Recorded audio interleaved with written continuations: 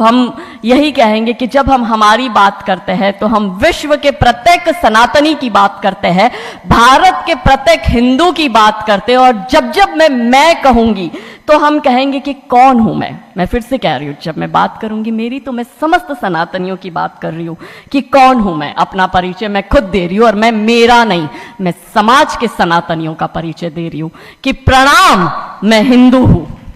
प्रणाम, मैं हिंदू हूं। रुद्राक्ष की माला मैं भी मैं हूं, कृपान कटार और भाला मैं भी मैं हूं। श्वेत भी हूं और शुद्ध भी मैं हूं, विरुद्ध हो मेरे तो युद्ध भी मैं हूं। इतिहास में बहा आंसू और खून भी मैं हूं, अब जो कह के मिलेगा वो सुकून भी मैं हूं कि इस धरती का मैं केंद्र बिंदु हूं। प्रणाम, मैं हिंदू हूं।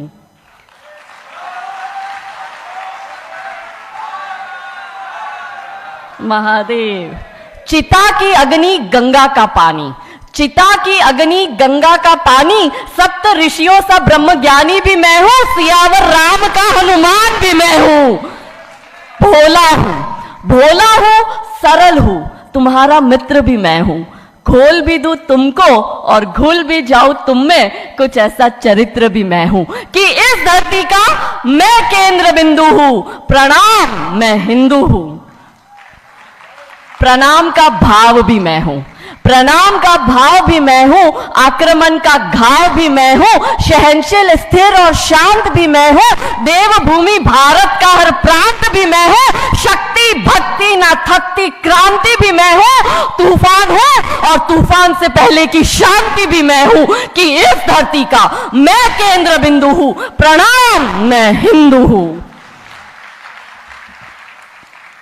और क्योंकि आज हमारा विषय जो हमें दिया गया है वो सभ्यता संस्कृति को नष्ट कर देने वाले सेंसर बोर्ड के विषय में, और जब जब हम सेंसर बोर्ड की बात करते हैं तो दिमाग में पहला भाव आता है बॉलीवुड का, ओटीटी प्लेटफॉर्म्स का। इस देश को जितना बर्बाद इस्लामिक आक्रमणकारियों ने नहीं किया, इस देश को जितना बर्बाद ईसाई आक्रमणकारियों ने नहीं किया, उससे ज्यादा बर्बाद यदि इस देश को कोई कर रहा है तो वो इस देश की बॉलीवुड की फिल्में कर रही है। लड़ाई पूरी नैरेटिव की है, ये पूरी लड़ाई आइडियोलॉजी की है। कैसे हमारे दिमाग को खराब करते हैं। हमें बचपन से ये बताया गया कि मुगल ने देश पर आक्रमण किया, नहीं, देश पर आक्रमण मुसलमानों ने किया था। हमें यह बताया गया कि इस देश पर आक्रमण अंग्रेजों ने किया, नहीं, इस देश पर आक्रमण ईसाइयों ने किया था। और ये मुसलमान और ईसाई जो बाहर से आए, हमने इनको फिर भी अपनाया, इस देश में जगह दी, स्थान दिया, प्यार दिया, इन्हें इनको बनाने दिए, मस्जिदें बनाने दिया इनको, इनका गिरजाघर, इन्होंने हमारे धर्मांतरण भी कराए। और आज हालत यह है कि भारत के 9 राज्यों में और 200 जिलों में हिंदू अल्पसंख्यक हो गया है, और यही चिंता सताए रहती है। तब आज हम सब एकत्रित इस मंच पर होकर यह चिंतन मनन करते हैं कि हम हमारे देश की और हमारे धर्म की रक्षा कैसे करेंगे, क्योंकि धर्म बचेगा तो ही देश बचेगा, नहीं तो सिर्फ अवशेष बचेगा। कृष्ण बचेंगे, राम बचेंगे, चारों पावन धाम बचेंगे। इसलिए धर्म की रक्षा जरूरी है। और इस देश को बर्बाद करने का सबसे बड़ा षड्यंत्र जब सेंसर बोर्ड द्वारा बॉलीवुड के माध्यम से किया जाता है, तब 3 स्टेज पर, क्योंकि हम कहते हैं ये देश जो है वो है धरती माता, हम इसे कहते हैं भारत माता, यहां देवियों का नाम पहले लिया जाता है, तो कैसे नैरेटिव बदला जाता है कि इस देश की महिलाओं का दिमाग खराब कर दो, देश अपने आप खत्म हो जाएगा। साउथ अफ्रीका की एक बहुत बड़ी यूनिवर्सिटी में कहा गया था कि किसी भी देश को बर्बाद करने के लिए वहां पे बम, बारूद, गोला, असला दागने की, मिसाइल दागने की जरूरत है ही नहीं। आप उस देश की सामाजिक व्यवस्था, सांस्कृतिक व्यवस्था, शैक्षणिक व्यवस्था और पारिवारिक व्यवस्था को खत्म कर दो, वो देश अपने आप खत्म हो जाएगा। अब यही षड्यंत्र चल रहा है। कैसे चल रहा है? 3 स्टेज पे काम होता है। 25 वर्ष तक की बच्चियों को बिगाड़ने का काम बॉलीवुड अपने टीवी सीरियल के माध्यम से करता है। 25 से 35 वर्ष की शादीशुदा महिलाओं का जीवन और उनके परिवार को बर्बाद करने का काम एकता कपूर जैसी महिलाएं अपने टीवी सीरियल के माध्यम से करती है। और जो नौकरी करती हुई बहन बेटियां महिलाएं हैं, जो कि वर्किंग विमेन हैं, उनका दिमाग खराब करने का काम ये ओटीटी प्लेटफॉर्म्स अपने वेब सीरीज के माध्यम से करता है। कैसे करता है मैं संक्षिप्त में एक एक उदाहरण देकर आपके समक्ष रखूंगी। और बहुत जरूरी है कि जब हम तो एक साधारण व्यक्ति है, हम संसारिक जीवन में रहते हैं, लेकिन यहां पर जो उपस्थित हमारे संतगण है, महंतगण है, इनके बहुत बड़ा फॉलोअर्स ग्रुप रहता है, बहुत से लोग आते हैं, बहुत सी महिलाएं आती है। ये बात वहां तक पहुंचे क्योंकि वो यहां पर उपस्थित नहीं है, पर हमें पता है कि वीडियो के माध्यम से हमारे संत श्री, हमारे महंत श्री हमारी ये वाणी जो है उन तक पहुंचाएंगे कि कैसे करते हैं। ये एक फिल्म बनाते हैं 25 वर्ष तक की बच्चियों को कैसे बिगाड़ना है। हिंदुओं के परिवारों को बिगाड़ने के, तोड़ने के षड्यंत्र चल रहा है। और सिर्फ एक हिंदू को नहीं खराब करना है, उसके पूरे के पूरे कुटुंब को बर्बाद कर देना है। तो एक भारत की महिला 2 परिवार को जोड़ती है, मायका पक्ष और ससुराल पक्ष। और हम कहते हैं कि भारत की परिवार व्यवस्था जो है वो मानवता की सबसे बड़ी देन है। तो इसी व्यवस्था को खत्म कर दो। कैसे कर दो? तो ये एक फिल्म बनाते हैं अतरंगी रे। हमारी क्योंकि दीदी भी यहाँ उपस्थित है जो कि सेंसर बोर्ड में सदस्य है, तो हम इतना उनसे विनती करेंगे कि हमारी ये बात भी उन तक पहुंचाए। सिस्टमैटिकली ये फिल्मों में लड़की दिखाएंगे हिंदू की, लड़का दिखाएंगे मियाँ भाई का, और उसमें भी दिखाएंगे कि वो लड़का चाहे अनपढ़ हो, चाहे गवार हो, चाहे आतंकवादी हो, चाहे पंचर छाप हो, और वो हिंदू की लड़की चाहे कितनी पढ़ी लिखी हो, लेकिन उसका परिवार जो है वो रूढ़िवादी है, वो रिग्रेसिव है, और उसके सामने यदि वो घोड़ा भी चला रहा है, खच्चर टट्टू भी चला रहा है, तो वो बड़ा प्रोग्रेसिव है, वो बड़ा संस्कारी है। कैसे करते हैं? ये एक फिल्म बनाते हैं अतरंगी रे। अतरंगी रे फिल्म में जो कि आज की युवा बच्चियों का लेटेस्ट क्रश है, सारा अली खान हीरोइन लेते हैं। हमारी युवा बच्ची इसको फॉलो करती है। उसमें यह दिखाते हैं कि सारा अली खान जो एक मुस्लिम लड़के के प्यार में पड़ जाती है और अपने परिवार से विरोध कर कर, उनसे लड़ झगड़ कर ट्रेन में बैठकर वो भाग जाती है। उसी ट्रेन में एक संवाद होता है उस पिक्चर के हीरो का और उसी हीरोइन का।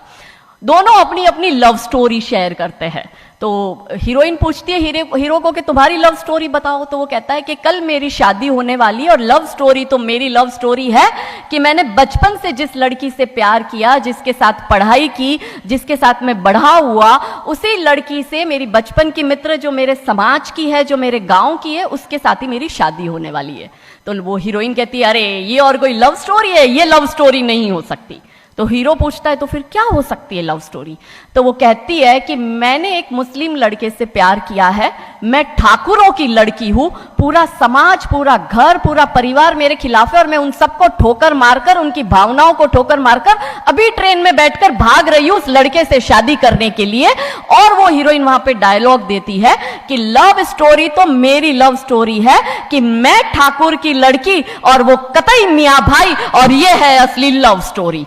तब हमारी 13, 14, 15 साल की युवा बच्ची, जिसके शरीर में हार्मोन्स चेंज होते हैं, आकर्षण होता है विपरीत व्यक्ति के लिए, तब वो आकर्षण में ये सोचती है कि हिंदू होके हिंदू बॉयफ्रेंड नहीं रखना, हिंदू होके हिंदू से प्यार नहीं करना। आप इतिहास में छपेगी, आपकी लव स्टोरी तभी बनेगी जब आप किसी मियाँ भाई से प्यार करेगी और उससे शादी करेगी। तो कैसे सिस्टमैटिकली ये स्लो पॉइजन बॉलीवुड की फिल्मों के माध्यम से फ्रेजाइल माइंड में डाला जा रहा है। और आज देखो कि क्यों समाज में लव जिहाद के इतने केस बन रहे हैं, और उसका सबसे बड़ा और मुख्य कारण बॉलीवुड है, क्योंकि इन बॉलीवुड वालों ने हमारी बेटियों को हादी रानी और रानी चिन्नमा रानी अब्बा का नहीं दिखाया। इन बॉलीवुड वालों ने हमारी बेटियों को करीना खान दिखाया है ताकि वो अपनी कोख से तैमूर और जहांगीर पैदा करे। ये बॉलीवुड वाले लव स्टोरी पर फिल्म बनानी है तो ये हादी रानी और राजा रावत सिंह चुड़ावत पर क्यों नहीं बनाते? मैं आपको उनकी कथा शॉर्ट में करती हूं कि राजा रावत का शादी जो होता है वो हदी रानी से होता है, मेवाड़ के राजा है, और औरंगजेब की सेना आक्रमण करने आती है। और जब औरंगजेब की सेना आती है तो राजा रावत सिंह का 2 दिन पहले ही विवाह हुआ होता है हादी रानी से। तो राजा जी की इच्छा नहीं होती कि मैं युद्ध लड़ने जाऊं, तो हादी रानी बड़े क्रोधित होते हैं। वो कहते तुम मेरी चिंता छोड़ो, तुम अभी इस मातृभूमि की रक्षा के लिए, इस धर्म की रक्षा के लिए आप युद्ध भूमि में जाओ, और आप मेरी चिंता मत करना। यदि आप बलिदान भी हो जाओगे तो मैं प्राउडली अपने आप को आपकी विधवा कहूंगी। तब राजा रावत युद्ध लड़ने जाते हैं।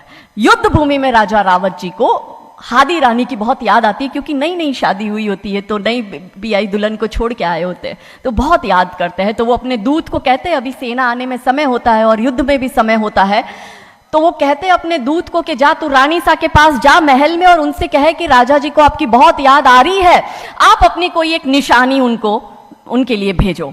दूत भी बड़ा टेंशन में आ गया कि ये युद्ध भूमि में बैठे और इनको हादी रानी की याद आ रही है, ये युद्ध लड़ेंगे कैसे और जीतेंगे कैसे। पर वो दूत डरते डरते पहुंचा रानी सा के पास और रानी सा को कहता है कि राजा रावत जी ने आपकी एक निशानी मंगाई है, उनको आपकी बहुत याद आ रही है।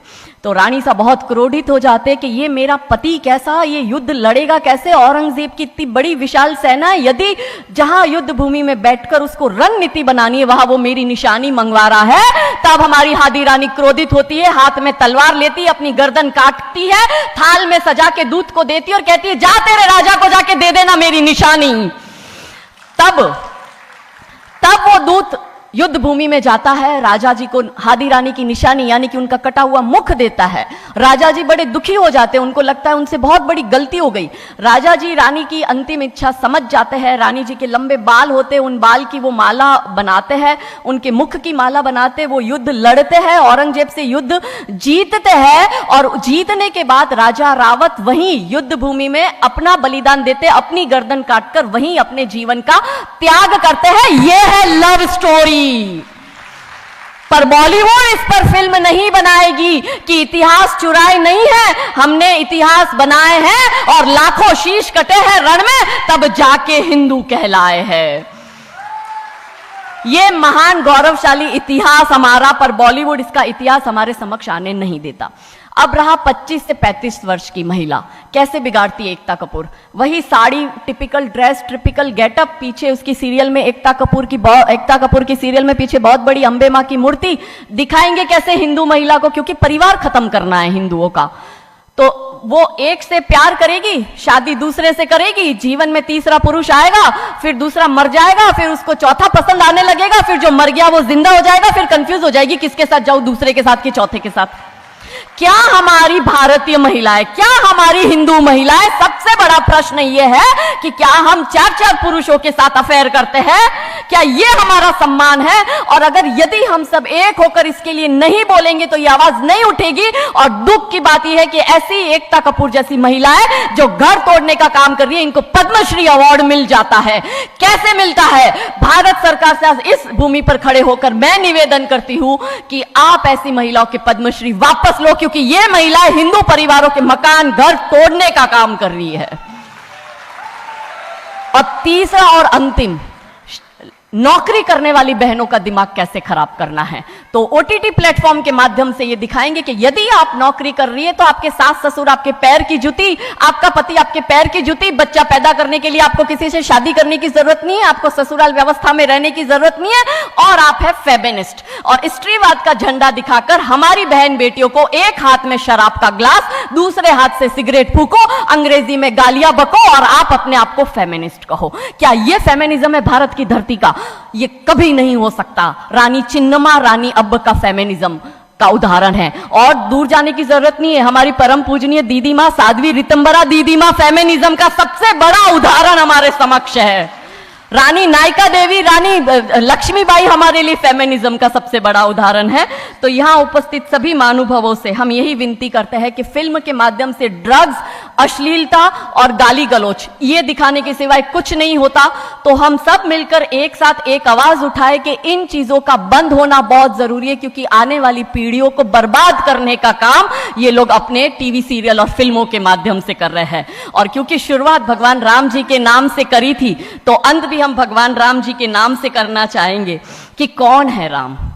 राम जो है चेतना है, बिंदु है, बिंदु जिससे प्रस्फुटित है तेज, तेज जो कि इस समस्त सृष्टि की रचना की कल्पना का हेतु है। अनाम है, अनाम जो है पंक्ति में प्रथम, प्रथम है धर्म धैर्य का, है शौर्य का, अनंत अंत क्रोध का, प्रचंड युद्ध का, निलय प्रलय विराम है, विराम है अहम का, है शोध इस अनंत का, अनंत मुक्त क्रोध का, अनंत भक्ति बोध का, अनंत शक्ति स्रोत का, अनंत मोक्ष धाम है। वो एक नाम राम है, वो एक नाम, वो एक नाम।